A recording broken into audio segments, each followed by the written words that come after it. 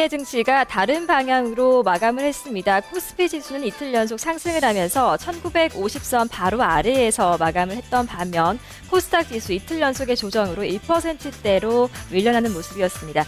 코스피 시장의 수급 동향부터 체크해 보도록 하겠습니다. 유가증권 시장의 수급 동향입니다. 외국인 쪽에서 2,140억 원을 매수했습니다. 개인과 기관이 동반 매도했는데요. 기관 쪽에서는 최종적으로 110억 원을 매도했고 장중에 매도 물량을 많이 줄여나간 모습이 기록됐습니다.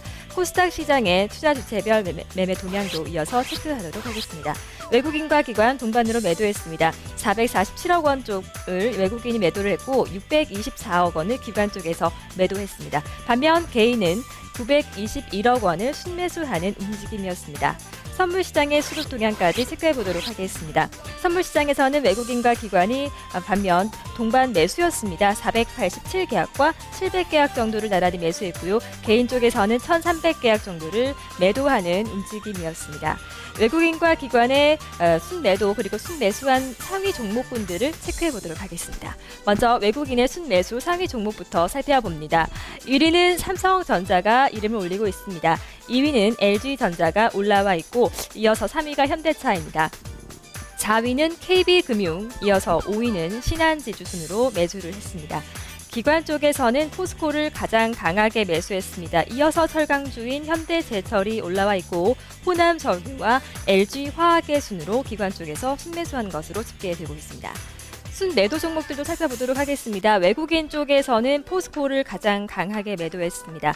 엔터 대장주인 SM이 두 번째로 외국인 쪽에서 많이 매도한 종목이었고 ENF 테크놀로지 그리고 KT와 제일모직의 순으로 순매도를 했습니다. 기관 쪽에서는 NHN을 강하게 매도했습니다. 이어서 삼성전자와 LG전자 그리고 KB금융과 기아차의 순으로 기관이 매도한 것으로 집계됐습니다. 순매수 특징주의 흐름 체크해 보도록 하겠습니다. 순매수 특징주는 바로 삼성전자입니다. 어제장에 소폭의 조정을 받으면서 결국 약보합권에 마감하긴 했는데요. 장중에 147만 1,000원을 고가로 형성을 하면서 다시 한번 신고가를 새롭게 쓰는 모습 나타났습니다.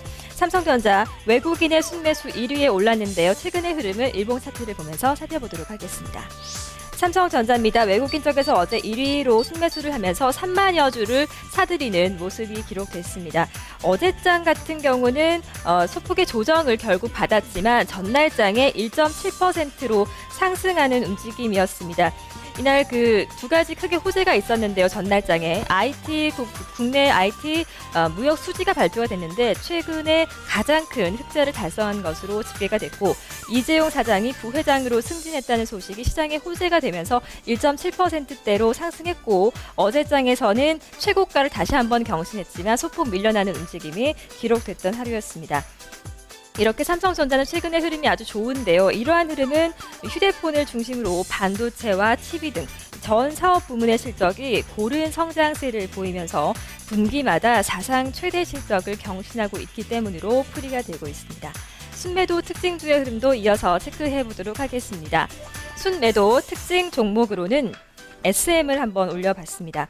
코스닥 지수가 1트째 1%대의 조정을 받고 있는데요. SM과 같은 대형 엔터주를 비롯해서 게임주가 동반으로 하락하고 있습니다. 연 이틀 동안의 게임주와 엔터주가 동반 조정을 받고 있는데요. SM 같은 경우 어제 13%가 넘게 밀려나면서 하한가 부근까지 떨어지는 모습이었습니다.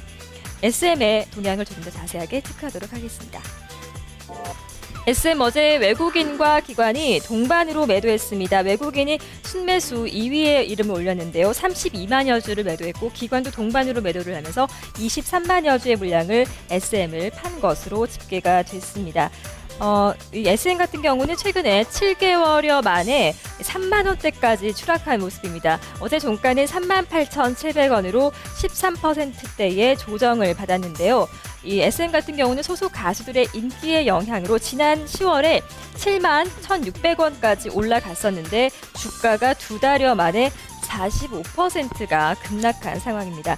지난 3분기 부진한 실적 영향을 많이 받고 있습니다. 이런 가운데 어제장에서 SM 외에 YG 엔터테인먼트도 6%대로 조정을 받았고 노엔 역시 5%대로 조정을 받으면서 관련주들이 동반 하락하는 장이 펼쳐졌습니다. 어제 마감한 국내 시장의 수급 동향 체크해봤습니다.